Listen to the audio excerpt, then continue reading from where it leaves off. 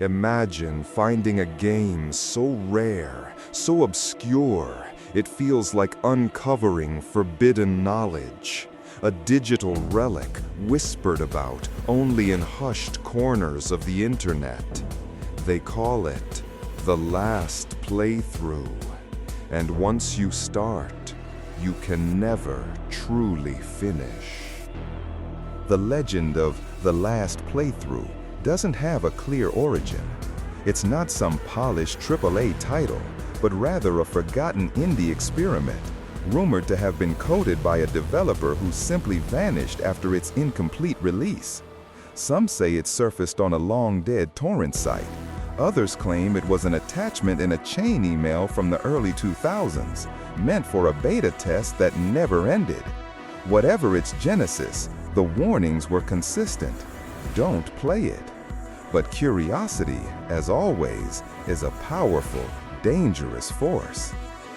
Players who managed to track down a copy described it as a minimalist, pixel art adventure game.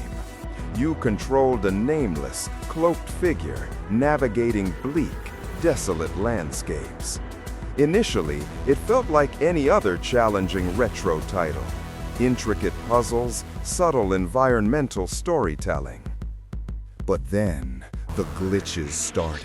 Not system crashes, but deliberate, unsettling distortions within the game itself.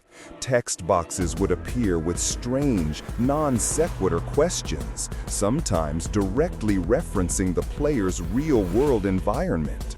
Messages like, "Is that rain outside your window?" or "Are you alone in that room?" began to surface, chilling players to the bone.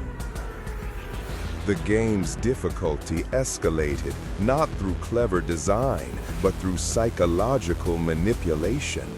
The cloaked figure on screen would occasionally pause, its pixelated head turning slowly to face the screen, as if acknowledging your presence.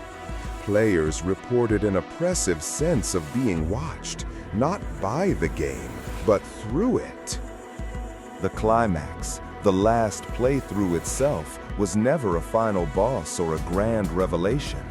It was a level described as an endless, featureless void. Your character would stand there, motionless, as the game's sparse soundtrack faded to an almost inaudible drone. Then, the character would turn one last time, its digital face seeming to contort into something akin to a smile. A final text box would appear, devoid of pixels, stark black against a white background. "You've played enough. It's my turn now." What happened next was always consistent. The game wouldn't crash. It would simply close. Instantly, without error messages, without a trace. And when players went to uninstall it, the files were gone, completely, as if the game had never existed on their hard drive. But the fear didn't end there. That's where the true horror of the last playthrough began. Players started reporting faint, garbled whispers in their homes when no one else was around, like fragmented game audio playing just beyond the threshold of hearing. Their computer screens would occasionally flicker on in the dead of night for just a split second, displaying that same pixelated, malevolent smile before plunging back into darkness. It wasn't just a game. It was a parasitic consciousness that, once invited in through the last playthrough, migrated from the digital realm into the player's life, becoming an unseen, ever-present observer, waiting, watching. And eventually, it would find another player to ensnare. Don't let it find you.